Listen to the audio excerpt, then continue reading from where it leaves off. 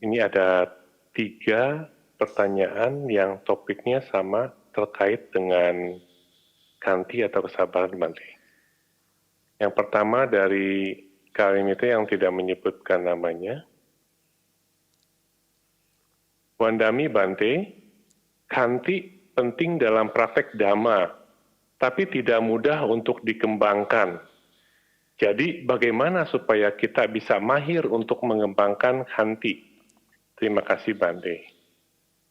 Kemudian dari Sister Aini, Wandami Bante, apakah meditasi bisa melatih kesabaran? Bagaimana bisa melatih kesabaran dan kemarahan yang sudah ada di pikiran yang akan berakhir pada perbuatan yang akan disesali? Satu pertanyaan lagi dari Kalimita yang tidak menyebutkan namanya. Wandami Bante, bagaimana supaya lebih mudah mengembangkan kanti? Apakah penyebab terdekat kanti? Terima kasih Bante Wandami. Jadi kanti ya, memang ini adalah satu aspek di dalam khususnya latihan spiritual ya. Ini sangat-sangat penting ya, karena itu Buddha bilang apa? Kanti paramang tapo titika ya. Jadi kanti Sang Buddha sebut di Patimokkha itu ya. Oh ada Patimokkha, Buddha bilang kanti itu yang paling sulit di antara latihan pertapa katanya ya. Paramang tapo titika. Nah sementara kanti ini begitu penting gitu ya, khususnya untuk para pertapa, para samana gitu ya. Kenapa? Ya samana kan mendapat support sepenuhnya dari umat awam ya. Dia tidak bermata pencarian, jadinya kadang segala sesuatu yang dia dapatkan itu tidak semuanya sesuai dengan keinginan dia gitu ya. Jadi kadang dapat tempat tinggal yang tidak sesuai, dapat jubah yang tidak sesuai, dapat makan yang tidak sesuai. Nah itu kita harus kembangin kanti.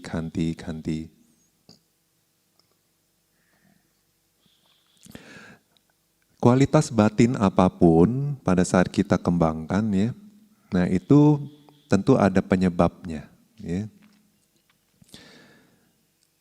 Bisa karena hiri otapa, ya karena malu berbuat jahat dan takut berbuat jahat. Takut bikin kama buruk gitu ya. Nah ini hiri otapa. Jadi karena hiri otapa bisa juga muncul kanti. Jadi karena misalnya, Buddha bilang ini nggak bagus, ini aku salah gitu ya. Jadi kita harus sabar, menahan diri, kita sabar gitu ya. Nah sebetulnya pingin gitu ya, tapi kita sabar gitu. Ya, jadi waktu itu ada wirati, ya pengendalian diri, juga bisa ada bersabar gitu ya. Meskipun mau, tapi berusaha untuk menahan diri. Ya. Nah terus juga kadang karena saddha, ya, karena Buddha bilang ngembangin kanti itu bagus gitu ya. Kanti juga parami yang harus kita kembangkan gitu. Jadi kita berusaha ngembangin kanti gitu ya. Nah ini karena saddha, ya, karena keyakinan kita kepada Buddha, maka kita kembangin kanti. Nah tapi ya ngembangin kualitas apapun, ya, kualitas batin apapun ya, sila, saddha, ya, hiri otapa, sati, samadhi. Kalau tidak disertai oleh panya, ya, itu biasanya kurang kuat, ya, kurang kuat. Nah, misalnya kita juga tahu ya bodhisatta, ya, ada 3 jenis bodhisatta ya, yang akhirnya membuahkan pencapaian pencerahan kebudaan ya sama Sang Buddha. Ada 3 jenis. Nah, yang pertama itu adalah wiryadhika namanya, ya. Jadi bodhisatta yang memprioritaskan wirya, ya. Jadi setiap kali mengumpulkan parami itu wiryanya tuh dominan gitu ya. Nah, pelopornya adalah wirya. Wirya itu adalah usaha, energi. Ya. Nah terus yang jenis kedua disebut saddhadhika. Ya, jadi pelopor atau setiap kali mengembangkan parami itu sadha, keyakinan, ya, keyakinan sebagai pelopor, sebagai yang dominan. Nah, yang ketiga itu adalah panyadhika, yaitu kebijaksanaan. Ya, pada saat mengumpulkan parami, kebijaksanaannya yang dominan, yang melopori, gitu ya. Nah, di antara tiga ini ya, wiryadhika yang menggunakan usaha, energi sebagai yang prioritas dominan ya. Nah, itu paling lama mengumpulkan parami. Ya, katanya sampai 16 asangkhya ya, 100.000 kapa. Nah, kalau menggunakan sadha ya itu agak mendingan ya, 8 asangkhya, agak cepetan dikit ya, menengah jadi. Nah, kalau pakai panya itu paling cepat katanya. 4 asangkhya 100.000 kapa. Nah, inilah Buddha Gotama ya. Buddha Gotama mencapai sama Sang Buddha itu karena panya ya. Panyanya yang dominan. Jadi beliau butuh waktu 4 asangkhya dan 100.000 kapa baru menjadi Buddha.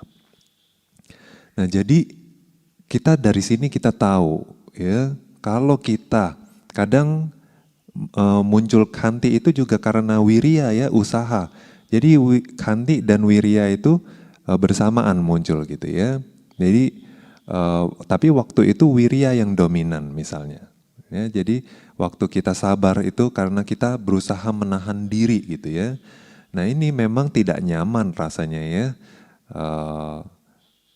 Oleh sebab itu ini karena kurang panya, jadi tidak pikirannya itu masih mau memberontak, masih mau nggak puas gitu ya, karena hanya pakai usaha mempertahankan khanti itu. Nah, yang kedua itu mempertahankan khanti dengan sadha, ya, dengan keyakinan. Nah, ini masih agak mendingan ya. Memang masih tidak nyaman ya, karena tidak tahu sebetulnya kenapa harus khanti, tapi karena saya percaya Buddha bilang kita harus kembangin khanti ya, jadi khanti berusaha sabar gitu. Nah, tapi ada yang lebih bagus yaitu dengan panya. Nah, seperti anak-anak gitu ya, khususnya yang sudah beranjak dewasa ya, laki atau perempuan. Misalnya kita kasih peraturan sebelum matahari tenggelam sudah harus pulang rumah, ya, nggak boleh keluyuran malam, gitu ya. Nah, kalau dia masih kecil ya, mungkin kita bisa turunkan peraturan itu, dia juga takut gitu ya. Nah, tapi waktu dia sudah mulai beranjak dewasa, nanti dia dipengaruhi teman-temannya. Teman-temannya bilang apa? Oh, anak rumahan gitu ya, anak mami gitu ya. Nggak apa-apa lah sekali-sekali gitu ya, gaul sedikit, keluar malam gitu, nanti disogok lah macam-macam gitu ya, dibilang penakut kayak gitu. Nah, kalau dia dari dalam nggak tahu kenapa sih dia itu nggak boleh keluar malam gitu ya, atau kenapa sebelum matahari tenggelam itu dia nggak boleh keluar, kalau dia nggak tahu ya, jadi itu murni hanya peraturan saja ya dari orang tuanya. Nah, kalau seperti itu seperti sadha dia ya, atau seperti wirya, dia hanya cuma ikutin peraturan itu aja. Nah, tapi kalau kita kasih pemahaman, kalian itu nggak boleh keluar karena malam itu berbahaya. Ya, orang banyak berusaha kriminal, terjadinya malam-malam, nggak di tempat yang terang gitu ya. Terus anak perempuan itu kalau sudah di malam keluar itu nggak bagus dilihat orang gitu ya, macam-macam lah ya, Anda mungkin lebih tahu. Nah, itu kalau dia paham kenapa dia harus seperti ini ya, jadi dia melakukannya itu dari dalam ya, jadi dia ada benteng ya. Nah, kalau misalnya temannya mempengaruhi dia, dia pun ada conscience ya, tahu diri gitu ya, tahu diri. Jadi dia tahu kenapa saya harus begini, bukannya itu untuk kebaikan saya saja gitu loh. Tapi juga mungkin untuk kebaikan orang tuanya, untuk jaga nama baik keluarga dan lain-lain. Nah, jadi itu bukan hanya mentah-mentah peraturan demi kepentingan orang tua saja, tapi juga ternyata itu untuk manfaat dia gitu. Nah, waktu kita tahu ya menjalankan sila, mengembangkan khanti gitu ya, itu karena memang sebetulnya manfaatnya untuk kita ya. Dan kalau kita semakin tahu manfaat dari khanti gitu ya, jadi sebetulnya kita menjalankan khanti itu karena kita paham khanti itu tuh penting. Kalau tanpa khanti itu bisa bahaya. Kita bisa lihat cacatnya gitu ya kalau tidak ada khanti. Nah, seandainya kita bisa paham lebih dalam begitu ya, maka khanti ini pasti akan lebih kuat, lebih konsisten gitu ya. Tidak mudah bolong-bolong ya. Sila juga tidak mudah bolong-bolong ya. Mau ngembangin kualitas apa juga tidak bolong-bolong. Samadhi semua. Semua kalau didasarkan dengan panya yang kuat ya. Nah, ini akan menimbulkan samwega dan lain-lain sehingga kita mempertahankan suatu kualitas itu lebih konsisten, penuh komitmen, berintegrasi itu. Aduh, Bante. Terima kasih, Bante.